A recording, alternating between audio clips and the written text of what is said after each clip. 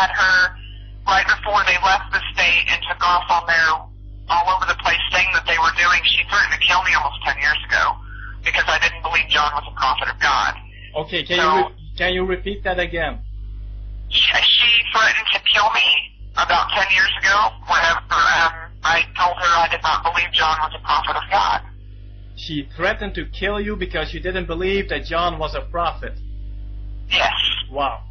And I'm her daughter, so if you can just imagine, you know, what kind of thing. I've watched the videos and I've seen her talk about people, the threats and stuff like that, but I'm thinking if people only knew that what you've done to your own children and the threats your own children, you know, yeah, it astounds me. But she me that anybody that didn't believe John, or anybody who didn't believe the prophet, and she was speaking of John when she said this, God has given us the power to scour them from the face of the earth, and we will use it. And she was talking to me, and I took that as a threat against my life.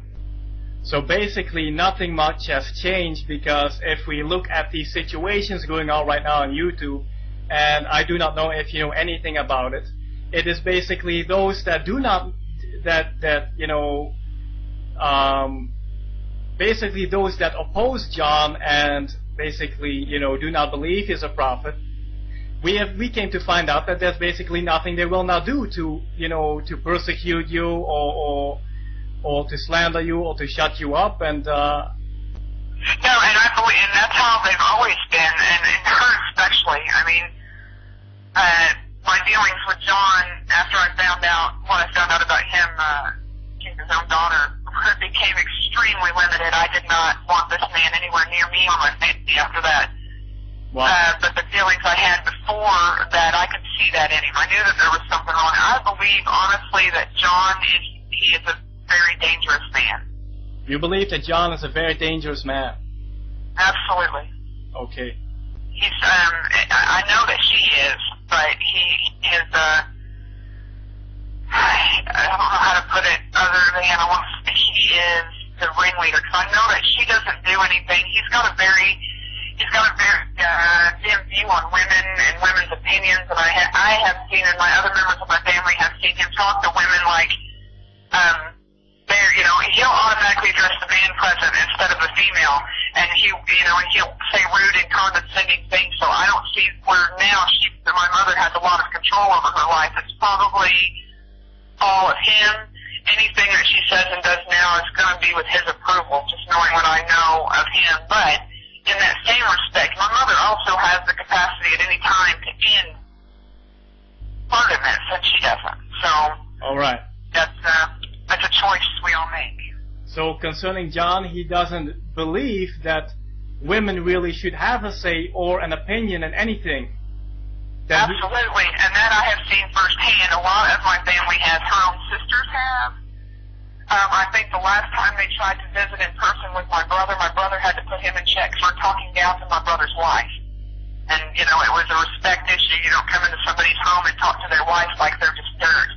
And John was doing that, and I think my brother had to say something to him for talking to my sister-in-law like she was, less than a person. So this is not John's whole behavior. He hasn't ever said, I don't like women, but his behavior indicates that he feels like because he's a man, he's superior.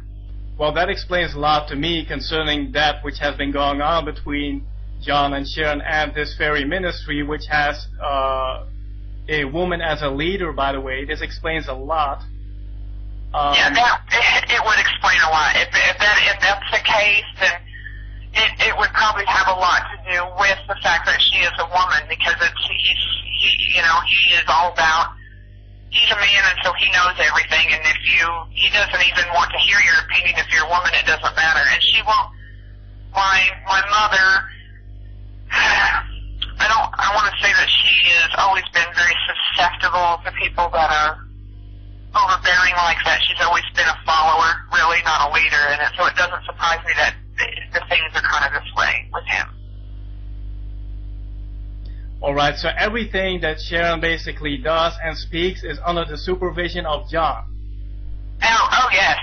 And it got to the point, she won't even, the last time she contacted one of us, he wouldn't let her talk on the phone with conversation. He's so afraid. Which would be, which would be your brother. Your brother was on the phone. Was that your brother with Sharon on the phone? Right, and he had it on speakerphone because he had to hear the conversation with her own child. And so it's he's very controlling, it's very disturbing.